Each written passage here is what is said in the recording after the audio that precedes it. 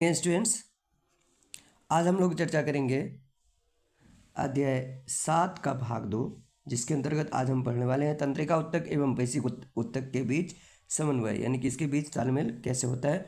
तो आइए हम शुरू करें आज की अपनी क्लास। ज्ञानेंद्रिय जो कि 5 होते हैं: आँख, कान, नाक, जीभ और त्वचा। तो ज्ञानेंद्रिय संवेदी तंत्रिका कहलाती है और यहाँ से केंद्रीय तंत्रिका में यानी मस्तिष्क में सूचना प्राप्त होती है और संसाधित किया जाता है, उसका निर्णय होता है, अनुक्रिया उत्पन्न करता है, फिर प्रेरक तंत्रिका द्वारा पेशी उत्तक में यह सूचनाएं प्रसारित होती है, यानी प्रोटीन को पुनः व्यवस्थित किया जाता है और फिर उसके बाद ये सूचनाएं आती है पेशी, और पेशी संकुचित होता है यानी कि अनुक्रिया होती है। विद्युत संकेत या तंत्र की सीमाएं। विद्युत संवेग केवल उन कोशिकाओं तक पहुंच सकता है जो तंत्रिका तंत्र से जुड़ी है। एक बार विद्युत आवेग उत्पन्न करने के बाद कोशिका नया आवेग उत्पन्न करने से पहले अपनी कार्यविधि सुचारू करने के लिए समय लेती है, अतः कोशिका लगातार आवेग उत्पन्न नहीं कर सकती। पौधों में कोई तंत्रिका तंत्र नहीं होता। रासायनिक संचरण। विद्युत संचरण की सीमाओं को दूर करने के लिए रासायनिक संचरण का उपयोग शुरू हुआ। संचरण क्या होता है? एक जगह से दूसरी जगह जाने की सीमाएं जो होती है उसको दूर करने के लिए रासायनिक संचरण यानी रासायनिक यानी केमिकली एक जगह से दूसरी जगह जाने की प्रक्रिया शुरू हुई। पौधों में समन्वय यानी पौधों में किस तरीके से तालमेल बिठाया जाता है। पौधों में मुख्य रूप से 2 तरह की वृद्धि होती है। पहली होती है, पौधों में जो गति होती है वो 2 तरीके से होती है। एक वृद्धि पर निर्भर नहीं होने वाली गति और वृद्धि पर निर्भर होने वाली गति। उद्दीपन के लिए तत्काल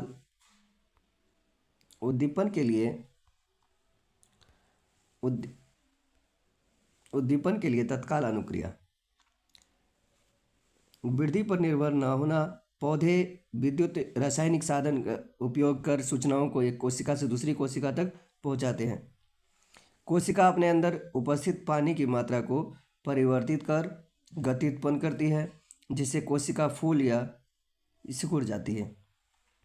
उदाहरण: छूने पर छुई हुई पौधे की पत्तियों का सिकुड़ना। वृद्धि के कारण गति।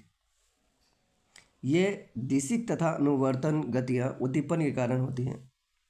प्रतान वह भाग है जो वस्तु से दूर होता है, वस्तु के पास वाले भाग की तुलना में तेजी से गति करता है, जिससे प्रतान वस्तु के चारों तरफ लिपट जाती है।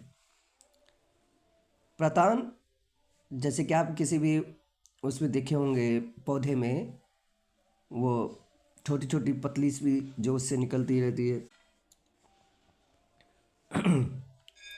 फिर है प्रकाशानुवर्तन, यानी प्रकाश के कारण जो उसमें उसकी दिशा में परिवर्तन होता है, यानी प्रकाश की तरफ गति। प्ररोह की प्रकाश की ओर गति। देखिए, आरोह प्ररोह। आरोह का मतलब होता है जड़ वाला भाग और प्ररोह का मतलब होता है ऊपर वाला भाग। तो प्ररोह की प्रकाश की ओर वृद्धि। फिर है गुरुत्वानुवर्तन पृथ्वी की तरफ या दूर गति। उदाहरण के लिए जड़ की पानी की ओर वृद्धि। रसायनानुवर्तन रसायन की तरफ दूर गति। पराग नली के अंडाशय की तरफ गति। जलानुवर्तन पानी की तरफ गति। उदाहरण जड़ की पानी की ओर वृद्धि। पादप हार्मोन ये वे रसायन हैं जो पौधे की वृद्धि, विकास व अनुक्रिया का समन्वय करते हैं। मुख्य पादप हार्मोन है ऑक्सिन, शाखाओं के अग्रभाग पर बनता है, कोशिका की लंबाई में वृद्धि, प्रकाशानुवर्तन में सहायक। दूसरा है जिब्रेलिन,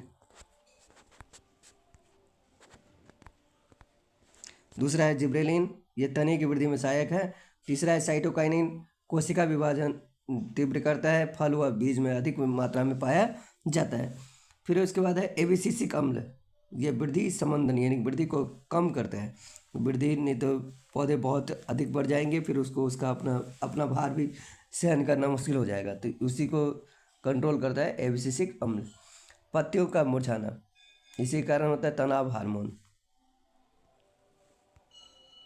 जंतुओं में हार्मोन, हार्मोन क्या होता है पहले ये समझ लीजिए कि ये वो रसायन है जो जंतुओं की क्रियाओं, विकास एवं वृद्धि का समन्वय करते हैं।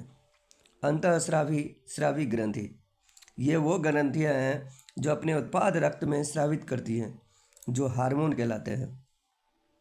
हार्मोन, अंतःस्रावी ग्रंथियां एवं उनके कार्य। देखिए हार्मोन पहला है थायरॉक्सिन, यह अवटु ग्रंथि से निकलती है। इसका स्थान है गर्दन में। इसका कार्य कार्बोहाइड्रेट, प्रोटीन व वसा का उपापचय यानी कि उसको पचाना। वृद्धि हार्मोन, यह पीयूष ग्रंथि जिसको मास्टर ग्रंथि भी कहते हैं उससे निकलता है। ये इसका स्थान है मस्तिष्क, यानी कि पीयूष ग्रंथि कहाँ पाया जाता है? मस्तिष्क में, और यहीं से वृद्धि हार्मोन निकलता है। इसका कार्य है वृद्धि व विकास का नियंत्रण करना। तीसरा है एड्रीनलिन, यह अधिवृक्क यानी कि किडनी से निकलता है। किडनी के ऊपर के हिस्से में ये होता है अधिवृक्क, वहीं से निकलता है एड्रीनलिन। इसका कार्य है बीपी, हृदय की धड़कन आदि का नियंत्रण करना आपातकाल में। उसके बाद आगे है इंसुलिन। इंसुलिन यह अग्नाशय से निकलता है। अग्नाशय कहाँ है? उदर यानी कि पेट के निचले भाग में। इसका कार्य है रक्त में शर्करा की मात्रा का नियंत्रण करना। इंसुलिन की कमी के कारण ही लोग में डायबिटीज यानी कि मधुमेह की बीमारी हो जाती है। उसके बाद पांचवा है लिंग हार्मोन, यानी कि टेस्टोस्टेरोन नर में और एस्ट्रोजन मादा में। तो टेस्टोस्टेरोन वृषण से निकलता है। ये पेट के निचले हिस्से में ये दोनों ही पाए जाते हैं, और मादा में ये एस्ट्रोजन ये अंडाशय से निकलता है। इसका कार्य क्या है? यौवनारंभ से संबंधित परिवर्तन यानी कि लैंगिक परिपक्वता लाता है। मोचक हार्मोन यह हाइपोथैलेमस से निकलता है। हाइपोथैलेमस कहाँ होता है? मस्तिष्क में। इसका काम है पीयूष ग्रंथि से हार्मोन के स्राव को प्रेरित करना, यानी कि हार्मोन निकले पीयूष ग्रंथि से, उसके लिए उसको प्रेरित करते हैं। अब देखिए जरा चित्र में मुख्य रूप से ये ग्रंथियाँ यह देख रहे हैं। पीनियल ग्रंथि है, पीयूष ग्रंथि है, यहाँ पे ये पीयूष ग्रंथि है, फिर हाइपोथैलेमस है, फिर उसके बाद ये देखिए परावटु ग्रंथि, और यहाँ पे ये वाला हिस्सा, और इसी के साथ में है अवटु ग्रंथि। फिर उसके बाद इधर देखिए थाइमस ग्रंथि है। यहाँ पे ये थाइमस ग्रंथि है। अग्नाशय है, अग्नाशय में ये अधिवृक्क ग्रंथि है। फिर यहाँ पे वृषण है। इसी तरीके से यहाँ पे जब महिलाओं की भी है, महिलाओं की ये सारी ग्रंथियाँ हैं, और इसमें मुख्य रूप से अंतर है ये अंडाशय। अब आगे बढ़ते हैं। आयोडीन युक्त नमक आवश्यक है, यानी कि इसकी आवश्यकता क्यों है? आयोडीन युक्त नमक की आवश्यकता क्यों है? क्योंकि अवटु ग्रंथि यानी कि थायराइड ग्रंथि को थायरॉक्सिन हार्मोन बनाने के लिए आयोडीन की आवश्यकता होती है। थायरॉक्सिन कार्बोहाइड्रेट, वसा तथा प्रोटीन के उपापचय यानी कि उसके पचने में का नियंत्रण करता है, जिससे शरीर की संतुलित वृद्धि हो सके। अतः अवटु ग्रंथि के सही रूप से कार्य करने के लिए आयोडीन की आवश्यकता होती है। आयोडीन की कमी से गला फूल जाता है, जिसे गॉइटर यानी घेंगा बीमारी कहते हैं। मधुमेह, इस बीमारी में रक्त में शर्करा का स्तर बढ़ जाता है। इसका कारण क्या है कि अग्नाशय ग्रंथि द्वारा स्रावित जो इंसुलिन हार्मोन है उसकी कमी होती है, और इंसुलिन रक्त में शर्करा के स्तर को नियंत्रित करने का कार्य करता है, लेकिन इंसुलिन की कमी हो जाने से मधुमेह यानी कि डायबिटीज़ होती है। इसका निदान क्या है डायबिटीज़ का? कि इंसुलिन हार्मोन का इंजेक्शन, या फिर कुछ ऐसे चीज़ों का सेवन करना, खाना, जिससे कि इंसुलिन में सुधार हो, इंसुलिन की मात्रा कंट्रोल हो। पुनर्भ्रमण क्रियाविधि, हार्मोन का अधिक तथा कम मात्रा में स्रावित होना हमारे शरीर पर हानिकारक प्रभाव डालता है।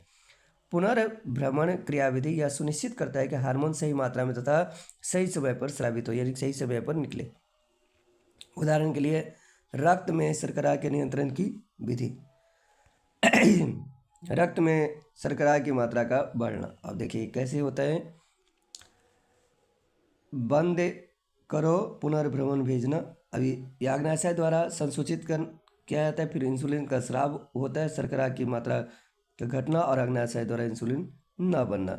इस वजह से क्या होता है, रक्त में शर्करा बढ़ जाते हैं। उम्मीद है आज की क्लास आपको समझ में आई होंगी। अभी के लिए फ़िलहाल इतना ही, अगले भाग में हम जानेंगे इससे आगे के बाद, यानी कि अगले अध्याय के साथ। तब तक के लिए have a nice day, take care.